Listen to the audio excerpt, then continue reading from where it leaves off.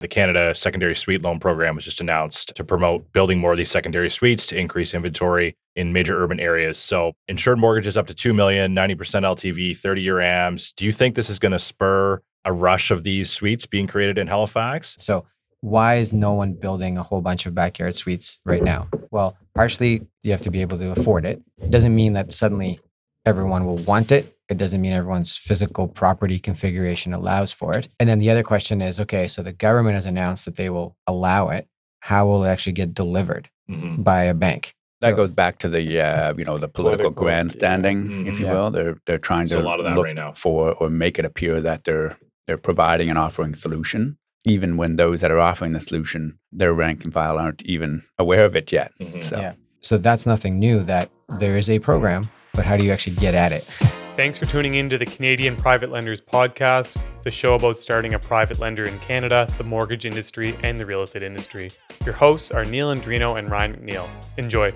All right, everybody, welcome back. It's episode 54 of the Canadian Private Lenders Podcast, presented by Mortgage Automator with your hosts, Ryan and Neil. Neil, how you doing, buddy? Not too bad. Just slide the mic over to me. We're having some technical difficulties today, aka I left one of the mics at Chandler's house. So Ryan and I are going to share one because we have some guests today. Yeah. We have two guests. So Two very special guests, and I'll introduce them here before we jump into it. But we're welcoming today two very prominent mortgage brokers in Atlantic Canada. We've got Scott Bentley and Igor Geshelin with the Premier Private Client Group. So formerly known as the Bentley Group, these two brokers have over a decade of success and awards in the mortgage broker space. This includes number one in sales dollar volume from 2010 to 2023, 14 straight years for Premier Atlantic. Number one in sales unit volume over those same 14 years. And CMP top 75 brokers in Canada for 13 consecutive years. Gentlemen, welcome to the show. And before we start, have either of you ever finished second place at anything? Or is all you do is win? There's a song about Little that. DJ Khaled drop there. Yeah, there you go. Scott, second place. Well, wasn't there a movie quote about that as well? In a race I think car Scott and I movie? raced one time. Race car movie. Oh yeah. Yeah. If you're not first, you're last. That's how we. There you go. I like it. That's how we live.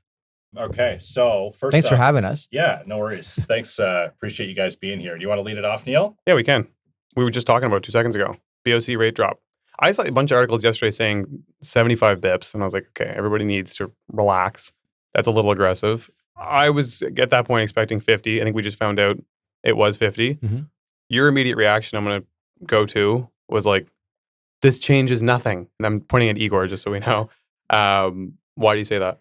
Well, it's not that it changes nothing. That's obviously wrong. It changes lots of things. But for the average person right now buying, their first home, fixed rates have been far more popular, and this changes nothing for fixed rates in the immediate sense. Mhm. So, which is contrary to what a lot of people expect, largely fed by the media. Mhm. So a lot of people think, oh, my rate just went down by 0.5%, Right. which is not how it works. So that's what I mean by in the immediate sense today, to most people buying their first house, getting a fixed rate, which is still cheaper than a variable, it changed nothing today, right now. What would your split be for most of your clients between fixed and variable? What would you say? Ballpark? Right now, it's very heavily fixed. It's like 80-20 now. 75, 80, 20? Probably 90-10, Wow. 85-15. Scott, So- would you say? Yeah, at the moment, the shorter term fix had been the go-to. So 3-year fix had been the most popular product on our recent origination. I think that will start to shift, though, for sure. Okay. Well, yeah, I was actually had a call yesterday or 2 days ago, and a guy was asking me, he's like, do you think I should try a variable now and maybe run it out for 6 months and see where rates end up? But I want to put a little more context on why you're saying this doesn't change the fixed rates, because from my perspective, just from what I've been seeing, it has changed the fixed rates, even though the bond yield hasn't necessarily changed to match that. I feel like our banks hedging themselves and trying to gain more volume and more share of the market, and they're offering this, maybe funding it in a slightly different manner until they can get the capital at a lower rate. Like, is that a thing that goes on? Because I know we talked about it maybe a month ago. Yeah. Someone was posting a 3.49 rate for 6 months, right? And so like they can't get the money for that, but what they're doing is they're trying to capture the customer and then in 6 months lock them into something. Mhm. Do you think that with this kind of drop, it'll continue to encourage banks to be more competitive and offer cheaper rates to be I guess, capture a bigger piece of the market? I think the teaser rate programs and offerings, they've been around as long as time. they're obviously trying to capture a client on the front end and be able to advertise an ultra low rate compared to their peers. But by and large, bond yields had already priced in these rate cuts already. So we are seeing the rates have come down a significant amount. Of course, in the past year, bonds reflecting much larger market than the equities. I would say the oversized rate cut that we did see today, that's an indicator of a larger problem, and I think that's the story's catching up. The economy is not performing as well as some would like you or lead you to believe. The reason you have drastic rate cuts is to stimulate and spur activity. So here we are today. There are obviously some cracks and concern with the overall economy. And I think on the street level, we've been seeing that for a while. The cost of borrowing had gone up, ratcheted up very quickly post-COVID. And the cost of everything has gone up significantly post-COVID. So we're seeing that with clients. They were certainly having a harder time, and even in the marketplace, harder time qualifying. Yeah. So prices of properties had gone up significantly through COVID, as we know. We saw a lot of in-migration to our region. A lot of the buyers here were definitely on the sideline. Hope now with lower rates, we might see some people come off the sidelines, and usually these rate cuts have a bit of a stimulating effect for media headline and of course sales activity. Yeah, just consumer confidence, and But a good example is as far as how the fixed and variable interact. Fixed rates have started dropping from end or start of this year, rather end of last year, early this year. So they fell between January and June, but the Bank of Canada didn't start cutting until June, I think, was their first one this year. Yeah. So how is it that the fixed rates already came down before the Bank of Canada did anything? It's just a good way to illustrate that they actually lead what the Bank of Canada is doing rather than react to it in this immediate sense. Last question on this before we move along, but most analysts are predicting likely another large rate cut before the end of the year. Opinion from you guys, do you think that's going to create mass price appreciation locally here in Halifax as a result of 100 basis point cut in the fall? I think it'll be a stimulative. The headlines will maybe spur a little bit more activity. I think you might see it a little more confidence in the upper end range of the marketplace as well. Some of the smart money, as they say, may have been a little bit sidelined with home prices being higher, and then of course the cost of borrowing also being higher. So when you see that come down, you might see some more people come off the sidelines for certain. But if you're looking at just like the average person looking at just an average home, and if you think, okay, why would the rate cut stimulate prices to go up? It's in theory because demand would go up. Sure. So demand would go up because what Scott said, it would kick people off the sidelines, more consumer confidence, more people entering or re-entering the market.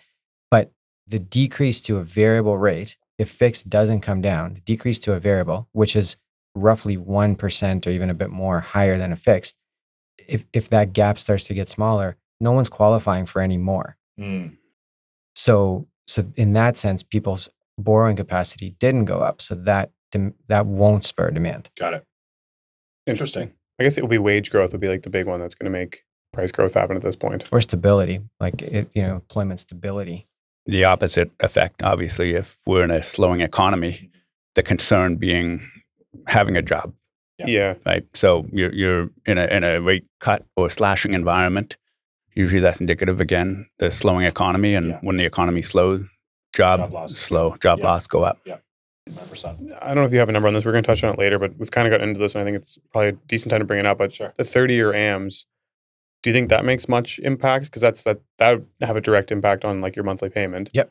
How much does it go down by? Like 10%, 5%? Depends on the amount. Sure. Yeah. Yeah, but like I guess on a percentage basis, just like how much does it really impact it? Do you think that's going to be something that between another rate cut, 30-year AM comes in December 15th?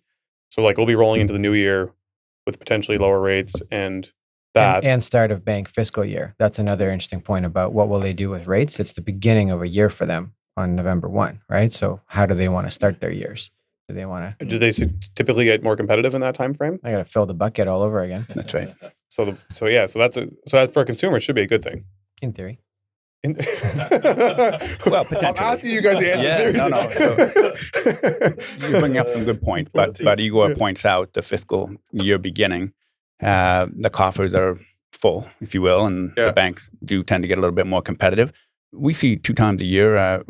Obviously, spring market is another popular time frame for being a little bit more competitive, maybe accepting a little smaller spread in the marketplace. So being a price leader.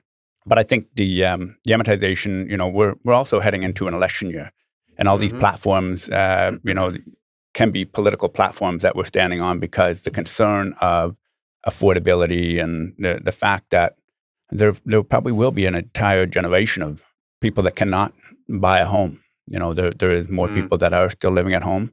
We see a lot of, and you hear the term quite a bit, the bank of mom and dad. So oftentimes the down payment savings, the assistance in getting into a home might be, generational money being passed down. Sure. So yeah. Or multi-generation living. We're seeing a lot more of mom and dad sell their house, which is paid off and has, gone up in value very drastically since they bought it 30 years ago. They then take that money, gift it to their kids to buy a new place, but then they move in with them. So that's how, so they cashed out their nest egg, but they still need somewhere to live. So then they buy a larger home than the kids would have maybe otherwise needed. They all live there together with an in-law suite or something. And that's where it's not just like nice for mom and dad to help with the money, but it's also then securing their next living situation. So to that point, do you think, I don't know, which government or like the banking policies are being designed to encourage people buying like multi-generational type properties or multifamilies? I know I was talking to some people yesterday and they're talking about how they're going to make it easier for 3 and 4 unit purchases. I think is it 90% LTV with CMHC is the plan. Well, that's on anything. Up to 1.5 million. They're just increasing the so cap. You can buy a sixplex under... No, sorry. Like it can be single family up to 4 units. Okay, yeah. So, because what was it before? On a 4plex, could you do 10 down or you'd have to do more down? You'd have to do 10. But up to 1 million. Okay. Yeah, so do you think the idea there, the intention is to try and get people into multiple unit? Because even the phone call I was on, actually one of our mutual clients who's going to call you tomorrow, but he's like, why don't I buy like a duplex or a triplex and my actual monthly cost goes down to live in one of the units? And if I can do 10 down, like I have the ability to do that. Like that gives me a decent budget. Yep. Do you think that's what they're trying to accomplish with the new rule changes? Or do you think it's just like, okay, inflation's been there, pricing's so high now, it was getting kind of, for the rest of Canada, 1 million was... I think it's more the latter. Option. Yeah, I think they're being a little bit more accommodative, to the actual pricing in the marketplace. Okay. So they've lifted that ceiling or cap to the 1.5 just to reflect market condition. The biggest markets in Canada are all 1 million plus. Exactly. As far as the 30-year, just you asked about that, I think that'll have an impact. Because I think the promoted idea is like you qualify for X amount based on 25 years. Now you can have it at 30. So you're going to do that and have a lower payment and breathe easier and thank the government for helping you out. But the way consumers work is that they'll say, oh, but now I qualify for 570. So now I'll buy for 570 with the same payment I had before at 500 or whatever it was. And to be clear on that 30-year, it's on new construction or first-time buyers. First-time home buyers. So first-time home buyers can buy anything. Right. And then, or if it's any buyer can buy new construction. Correct. Because if right this second, there is a rule that someone who is a first-time buyer and buying new construction can already get a 30-year. Yeah. But that's a very small sliver of people.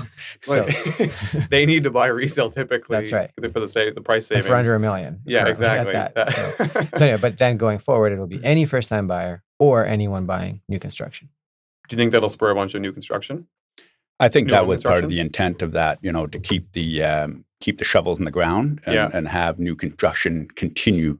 Otherwise, if they're, with a smaller market of buyers for it, and typically with the construction cost where they are now, the cost of the newer home often higher than what you get a comparable size existing home for.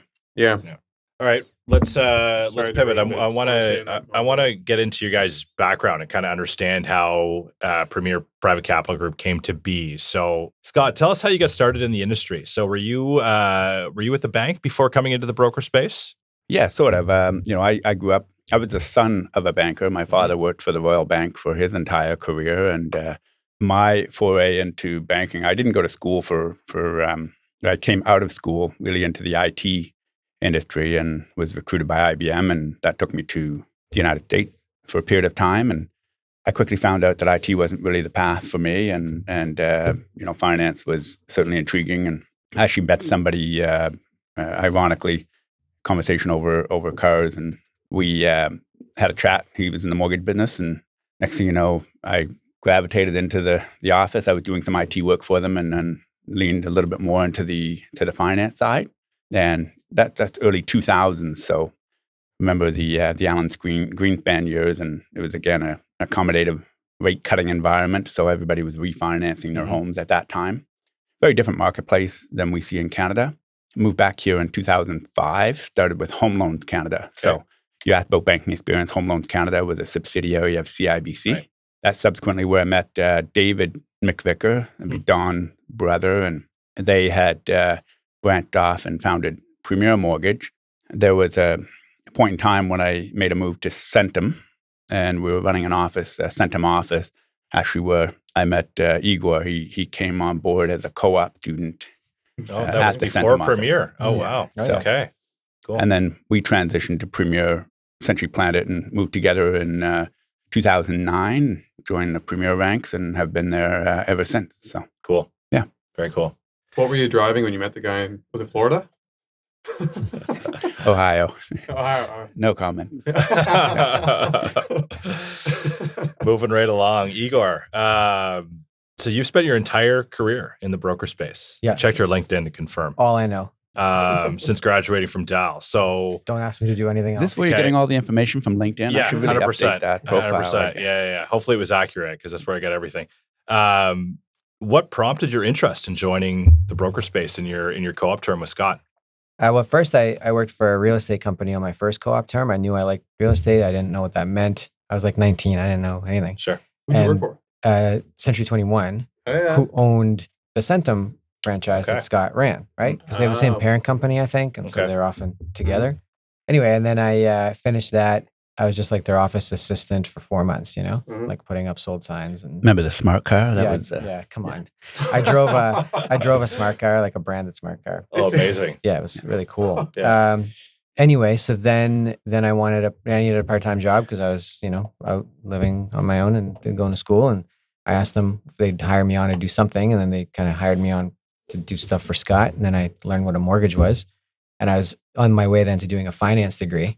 I was like, oh, I like finance and real estate. That's what a mortgage is. Yeah. But I didn't know any of this. And then I did my next 2 co-ops because you do on and off, like you go to school and then you Sure. go to co-op and back and forth. I did those with Scott. I'd work part-time when I was in school. I'd work full-time on my co-op. And then in 2009 was when I graduated. And that's when he was making the move to Premier and said, you want to come with and try to make a thing of this whole thing? I said, sure. And here we are. Amazing. Yeah, I'd like to point out something that's key to this guy's work ethic. He's a very resourceful guy, but when we first started that role and, frazzled working through files, you know how it is in our business, of course, a lot of paperwork back then and everything was paper, manual, scanning, faxing even. And I just remember I was shuffling a bunch of papers around and I said, here, send this to the underwriter. And he says, no problem. And then I see him pull himself into the desk and he looked over his shoulder and then he started Googling, what is an underwriter? Yeah, it's true. I didn't know. That was the beginning. And look at him now. He's the one mentoring, a lot of folks on our Premier team. So Yeah, I didn't know. But, find out a lot of You gotta things learn pretty somewhere. easily. Yeah, absolutely. Yeah. That's weird. That's really cool. That's Yeah. really cool. I thought this was a different story of when you were shuffling some files more purpose and they went flying Purposeful across the shuffling. room. And Good stuff. Do we want to switch back to some Yeah. of the things we had in here? Okay. Yeah. So we were talking about how the feds increased the mortgage cap to 1.5 million and expand to a 30-year AM. We talked about how that's going to impact some of the larger markets.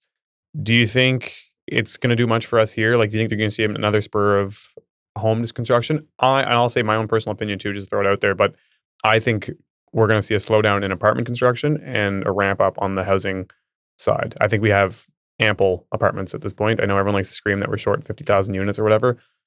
I just don't see 50,000 people sleeping outside. So my take is I think it will, but tell me I'm wrong. Or tell me I'm right. I don't know. Igor's over here Googling. It is Yeah. Scott's shuffling the paper and Igor's Yeah, yeah. Googling. Give me an Is answer, Neil boy. right? yeah. I think I think there is definitely some truth in what you're saying, Neil. The home construction is moving very well from anecdotal. If you're into some of the new construction neighborhood, I pick on West Bedford because we've been through the growth stage of West Bedford from the original ribbon cutting until today, and have built a few homes personally in there. That construction's not stopping, and they're It's moving at a insane. breakneck pace. The increase to the cap. So back to that, you would notice from our side of the equation, you see offers on properties that may have been priced just over $1 million, and magically the purchase price would be at $999 or something just under $1 million to make the criteria for CMHC insurance back then. So now with that expanded to $1.5 million, and I had one cross my radar the other day. They were a little over $1.5 million, and the agreement came in at $1.499 million. And you obviously put your two cells together and you figure out that they are now qualifying at this cap. So I think that for our marketplace, because we still have a little bit of room to go in terms of pricing and value, I think it's going to have a positive impact in terms of our industry. That's more homes. The cost of construction, again, I reference that because it has gone up so much. So, the price of the new structures are always going to be a little bit higher, but they're putting them up in multiple neighborhoods at breakneck pace. So I wonder why. I guess maybe I don't, but like why there's not more development of like nice looking homes that are like if you took like they build beautiful $1 million houses. Why don't they build beautiful $1.3 million houses that have 1 or 2 units in them? To go back to what we were talking about earlier, like it would increase people's qualifying power. But I guess I think it's demand. I think for the average person here, like if you look at say at Toronto, where $1 million home is really nothing and is in really dense urban areas, whereas here, I think this is what I think. The people here who qualify and can afford such a home don't want a basement apartment in it. I think it's just that. But I think that can start to change as where those expensive homes are and who's buying them and the multi-generation piece and all that. I think that can change. But I think on average over the past, however many years, people buying that type of home can afford it and want it to be just their home and not have a tenant in the basement. Yeah, I guess. Yeah, I look at. I have a couple friends who did this. They bought big homes on waterfront. Like they could probably make it work on their own, but like we don't like love the costs associated with doing that. So they put in 2 apartments into the house because now you can with the zoning, and they have it structured in a way where they're like, okay, at some point we're going to take back the first apartment, and that's going to turn into a rec room when we have a kid. And then later on in life, when we have gotten to a point where we're really comfortable with this, or we've paid it down a bunch, then we'll take over the second one as well and reassume those spaces, and we'll clean them up and make them ours. And I get it is a bit of a sacrifice because even now they're like, oh, like it's a little annoying sometimes shuffling the driveway, this, that. But they're now living in a proper home on the waterfront. They spend a little bit of extra to like create some creative fencing and stuff to hide some of the spaces, but they have a badass house now. And I'm like, I think it is, kind of to your point, almost like a cultural thing where people are like, well, if I'm dropping $1 million, I don't really want somebody in my basement. But it's like, it's either that or all you can buy is maybe this brand new townhouse at $700K. So would you rather commit to this and then eventually assume the rest of the house?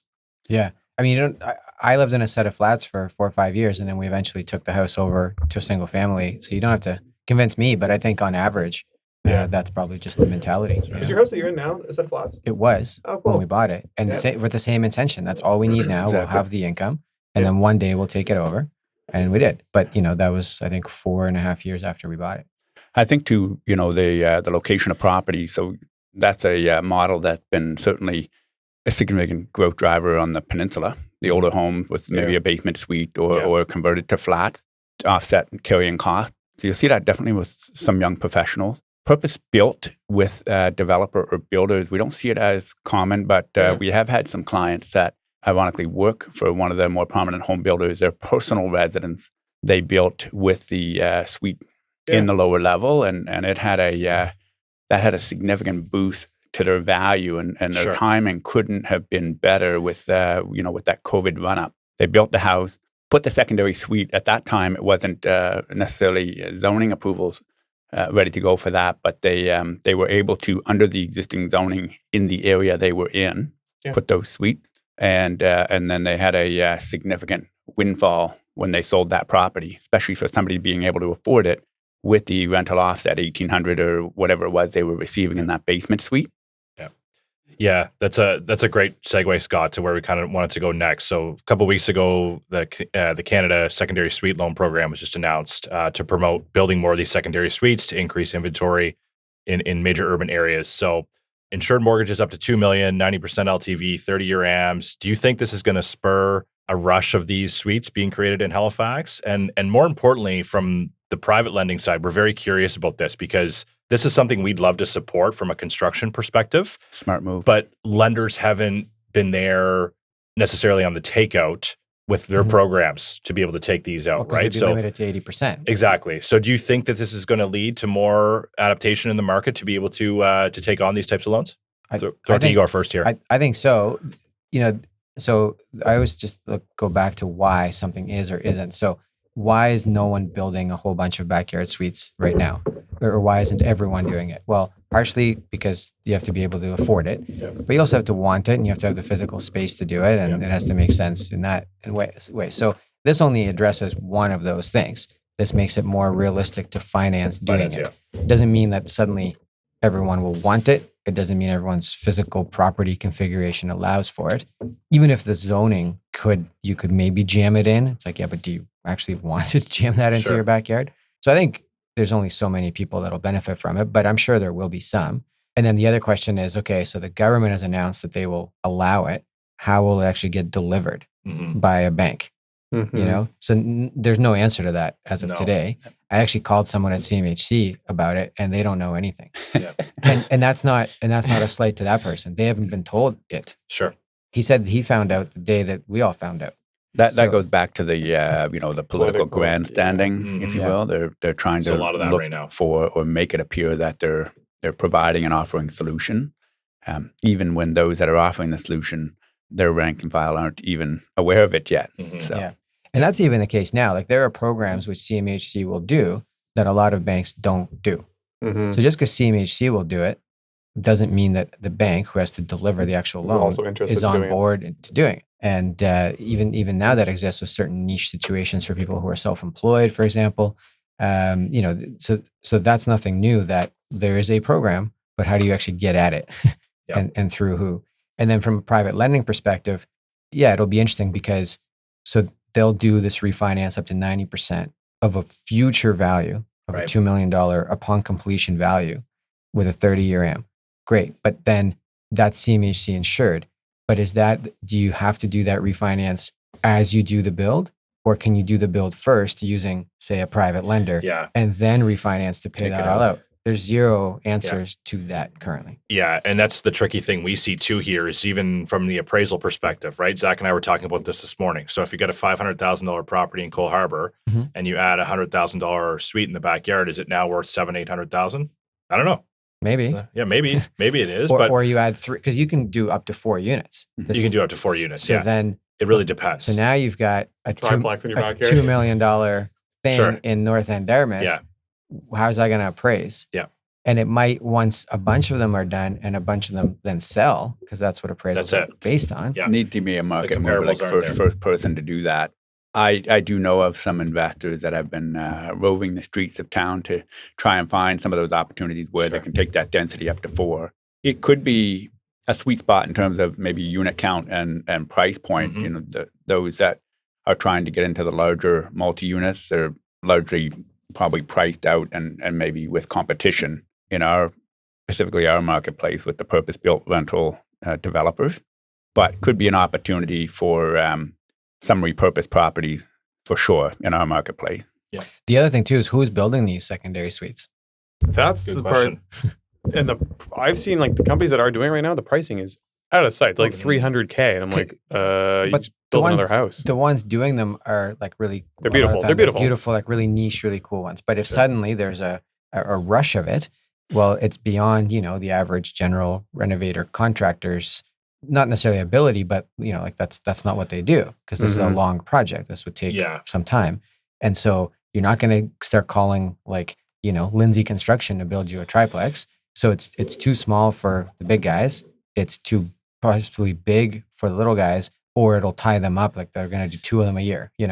And they're And- likely all going to be unique as well, right? Where there's not going to be like a cookie cutter approach you can have Exactly. because every backyard's going to be different. Which there could have been with the backyard suites. You could have those as offsite built in Sure. some cases and Yeah. lowered in place. I thought that was going to be the solution. I thought so too, but we didn't see much of that. No, again, I think there's so much demand elsewhere. The pricing was really high. Those are all going to Airbnbs. They're all super fancy. Also, I did ask an appraiser because I was looking at doing them at first when this started. And I was like, what's it worth? He's like, I have no idea. We have no proof Yeah. that they sell for any more Comparables. than Right. like, and I don't know that our market even, I don't think they price them in yet. I don't think people are really thinking like, I will pay extra for this big ass shed in my backyard. Depends on what it is. I mean, if you can jam a few units in there, That And might now- be different. Yeah. and now you're basically buying, a triplex Yes. effectively, especially as a rental, then Yeah. you don't really care what the physical configuration is. You're buying 3 units on one pit. Fair. And Yeah. so compare it to any other 3 units on one pit. Yeah. More or less from a income perspective, but Yeah. but it's not that simple. The sad part is, specifically for Halifax, is the areas that got zoned to receive a lot of this. The lots are so tiny and Right. tight, right? Like in like Toronto and Alberta, you see a lot of laneways, Laneways, yeah. and Which you laneways are don't have great here. because then you Yeah. can have direct access. They don't have to go through the front area of your home. Exactly.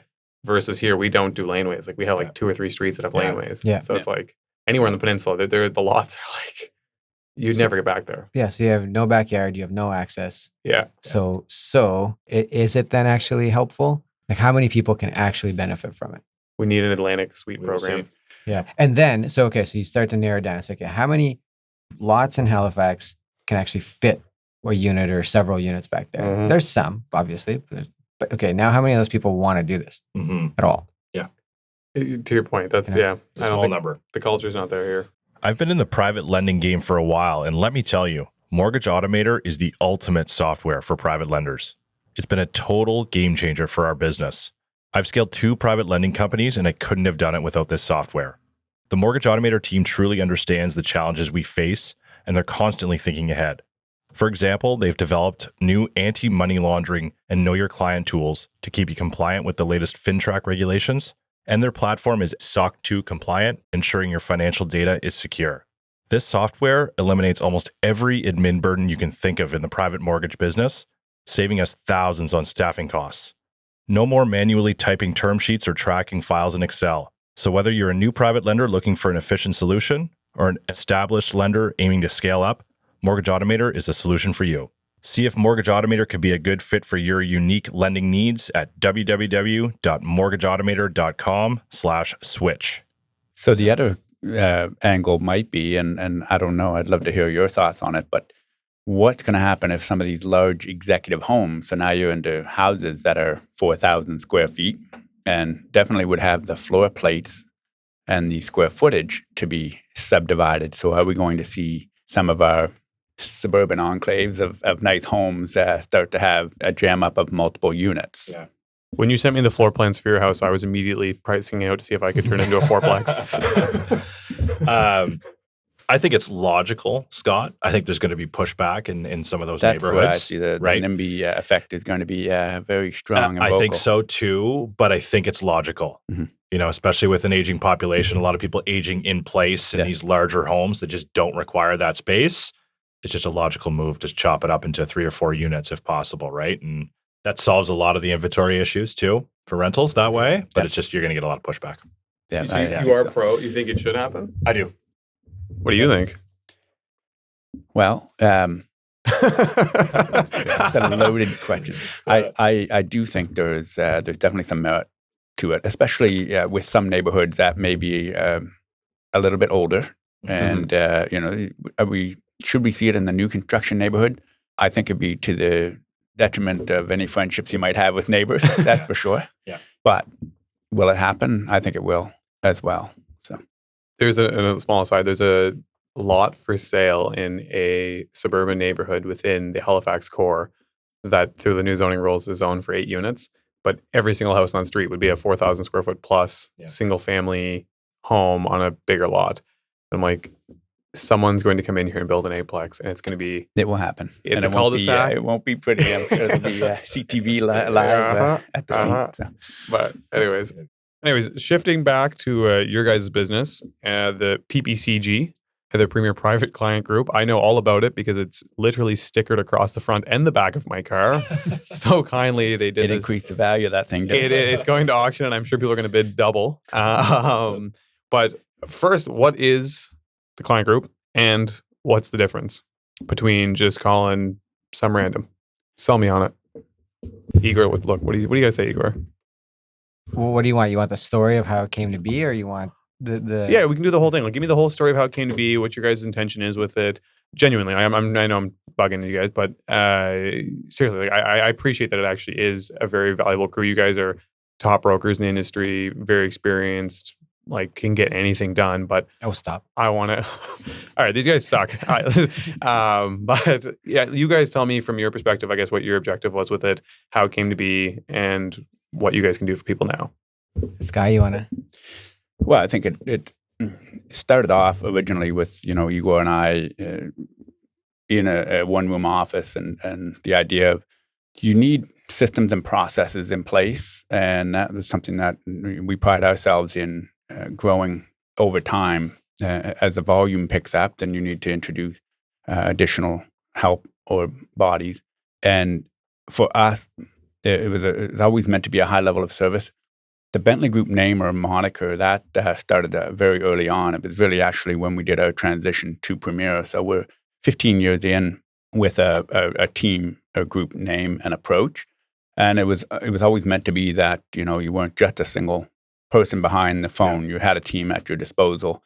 For us, the Premier Private Client Group, it does hearken to, obviously, the private banking side. It's a little bit more hands-on. And it was really culmination of taking some of the top producers. So you have the added benefit of top tier status with every single lender essentially in the marketplace. That's through corporate with Premier, and then for our individual output with a number of the lenders. What is top tier status? So with every lender, our business is tracked on volume. So the more, business as a brokerage you do with a bank, the better stuff you get back from them.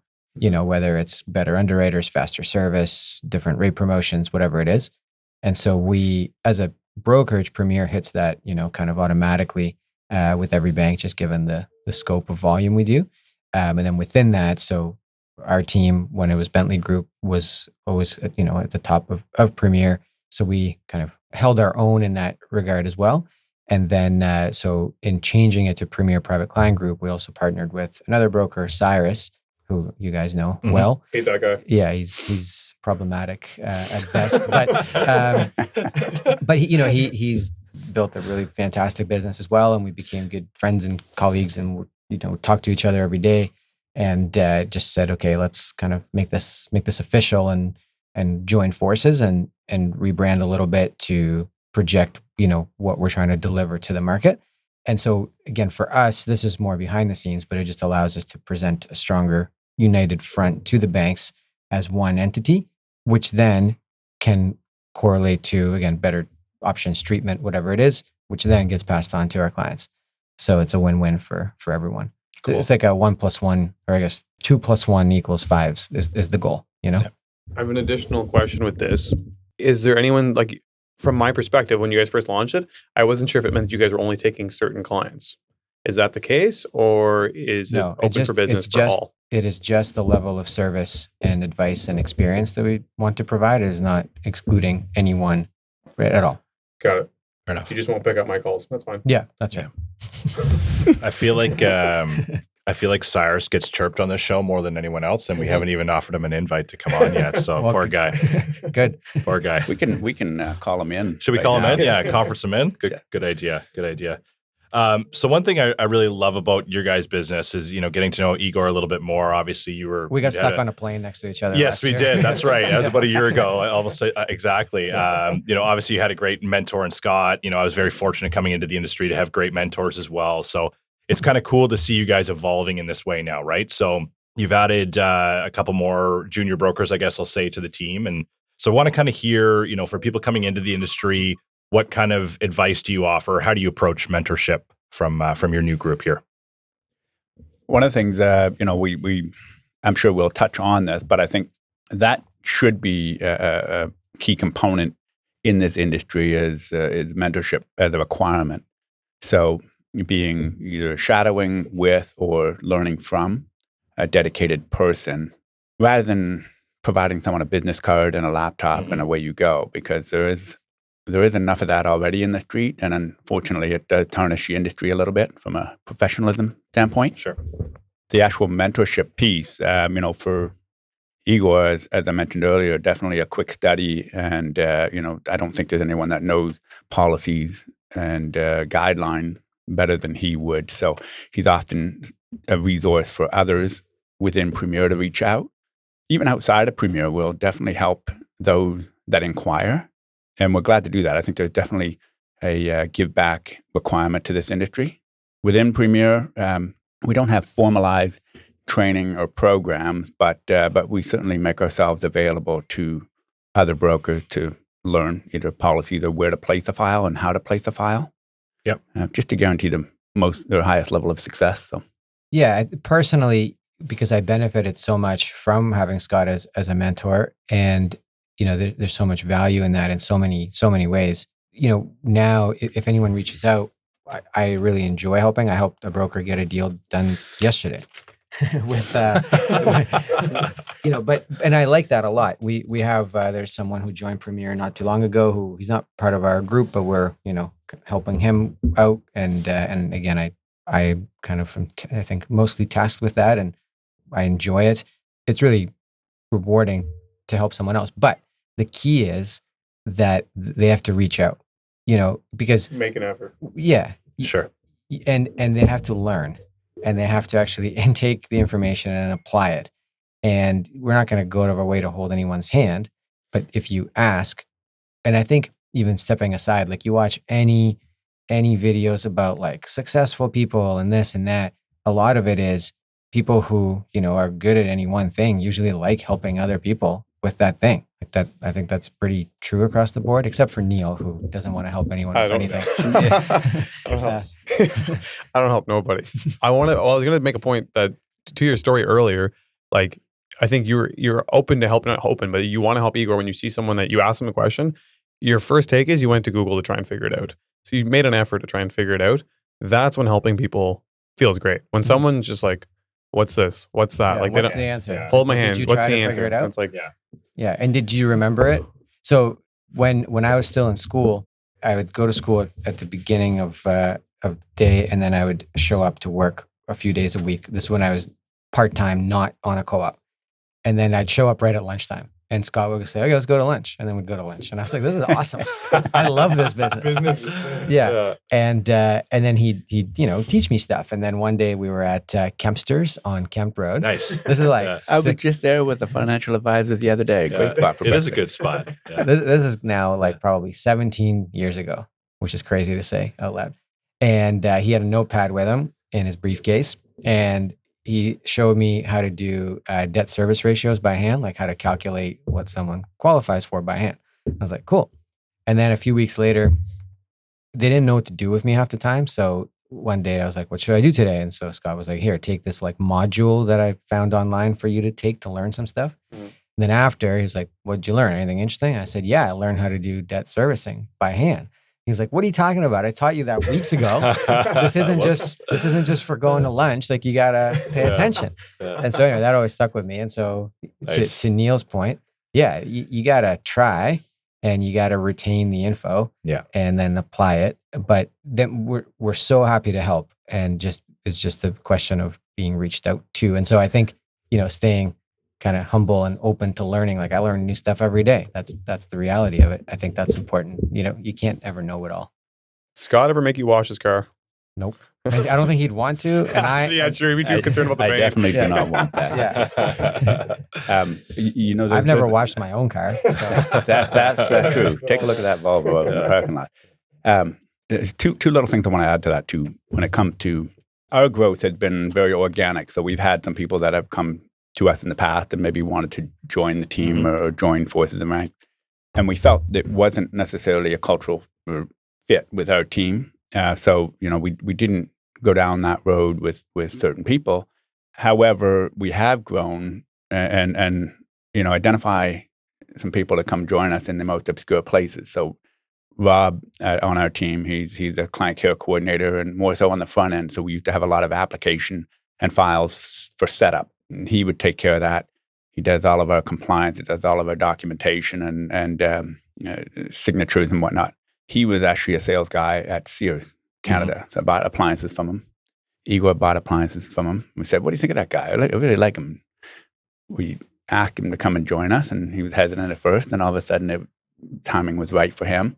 And he's been with us for how many years now? 8, 9? 8, 9 years.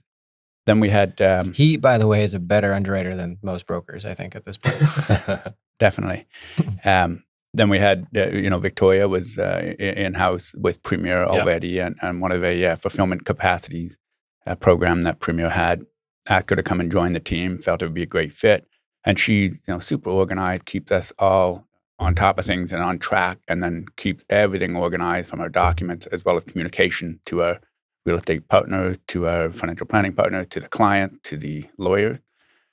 So the process and procedures crucial to our operation, make it flow seamlessly and then have an enjoyable client experience. So back to the private banking, or what we term as the white glove experience. We want that to be felt from every member of the team, and the client generally resonate, with that. Last one, Ryan, who joined our team, he was actually a banker at Scotiabank. Mm-hmm. Scotia is one of our large lending partners, so I always felt bad if they thought we were poaching, some of their talent. But he was at one of the branches that we frequented and had some Scotia dealings ourselves. Both of us were independently impressed and put heads together and said, "I wonder if that guy would consider our business." And lo and behold, he made that move, and it's been a great fit for him and for our team. Where'd you find Cyrus? We met at a bar. Well, as a side note, we've known Cyrus for a number of years, and he joined Premier, and he was at one of our industry functions or events, and he was sort of, we hadn't formally talked or chatted at that point in time, and sparked up conversation, and then just over time within Premier, we obviously gravitated together and felt there was a similarity in terms of how we approached our business. So cool. Yeah. So we've never gone, we never had a job posting, it made sense and we just went for it. Cool. That's really interesting because we had Michelle Drover on a couple of weeks ago, and she was talking about, what the typical profile is for a premier broker. And it was often, someone who's got a couple of years at least at the bank, but it kind of sounds like you guys have a more unique approach in terms of who you're choosing to bulk up the team with. Yeah, you can't teach fit. You can teach the thing. Yeah, you can always teach someone how to do the thing, but you can't teach fit. It has to just be there. Awesome. Very eloquently put. Yeah. Well said, Igor. I got that from a good friend of mine.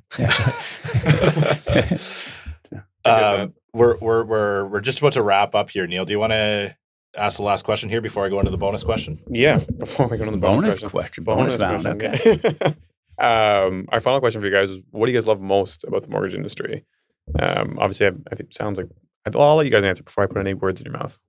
I love that it's actually a business.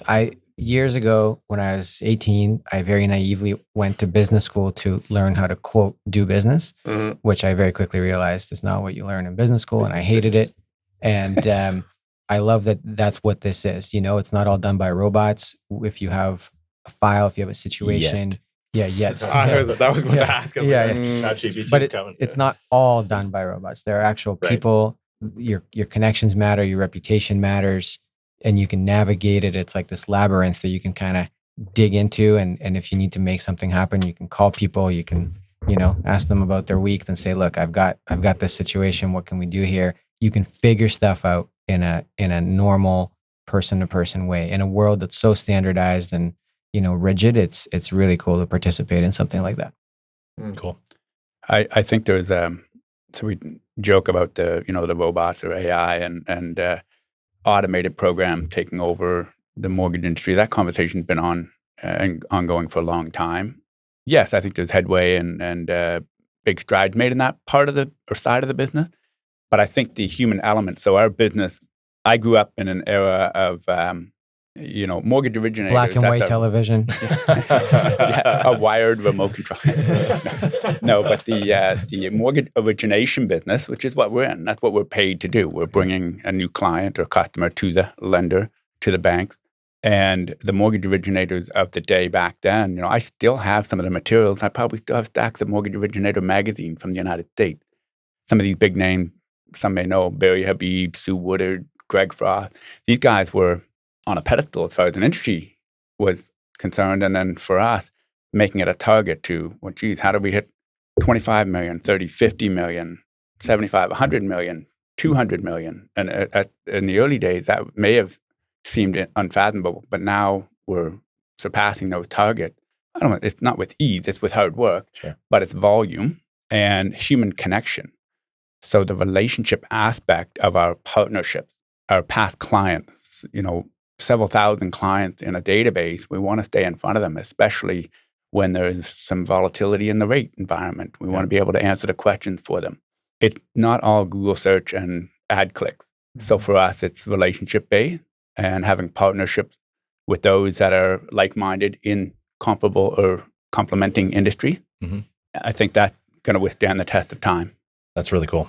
Awesome. All right. So you guys ready for the bonus question? No, it wasn't on our printout. No, it So wasn't. how can we It possibly wasn't. be ready? Uh, How can we be ready? So it doesn't matter for you. I think I know Igor's answer to this already. So I'm going to start with Scott. So what is the best pizza in Halifax? Ooh, I'm going to get in trouble for this. I know a number of different pizza shop putting owners. you on the spot. So, but I know Igor's answer, and definitely great pie, but it's not in my area. So I will tell you, since we moved out to the lake, the closest one and does deliver is Haddad's Pizza. Okay. But is it That's- good? He's doing this doesn't spit in your pizza. Hey.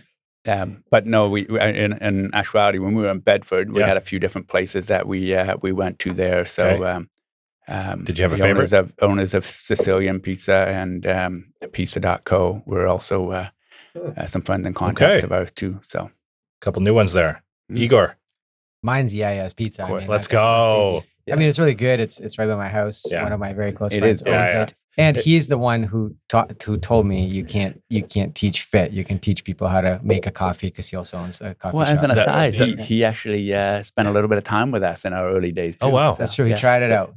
It wasn't the right industry, I think, for him. But Wasn't the right fit. yeah, it wasn't the right fit, Yeah. which you can't teach. But yeah, he has a lot of employees and they make food, they make coffee. But the big thing there is experience. Yeah. And so I remember him saying that to me. You can't teach someone how to do Yeah. that. You can teach someone how to make a cappuccino. You know? Yeah. That actually makes me like it even more. That's always been my answer on this show. Yeah, it's I haven't had anybody come on and say it, but I figured that was your answer. Yeah, of I get course. to meet him at a poker night a couple months back. Garage but, poker, yeah. Yeah, but Yaya's is the best. Yeah, Absolutely. that's fantastic. Anything else to add, guys, before we wrap up? Anything, Igor? Be nice. I'm good, I think. Good. Okay. Yeah. Well, listen, I appreciate you guys having us on the show, and it's not something I normally do, coming on podcast. So Well, we're happy to have you guys on. Yeah, thanks for having us. Appreciate the time, and thanks everybody for listening. Thanks, guys. thanks for the invite. Hey guys, it's Neil Andrino, your co-host and your co-founder at Keystone Capital and Director of Investor Relations. I'm also a real estate agent, real estate investor, and business owner. And your co-host here, Ryan McNeil. I'm the co-founder and president of Keystone Capital Group. Keystone Capital Group is licensed under the Mortgage Regulations Act of Nova Scotia, license number 3000549, and through FCMB, license number 88799. And keep in mind, the views of this podcast are for informational purposes only and is not financial advice.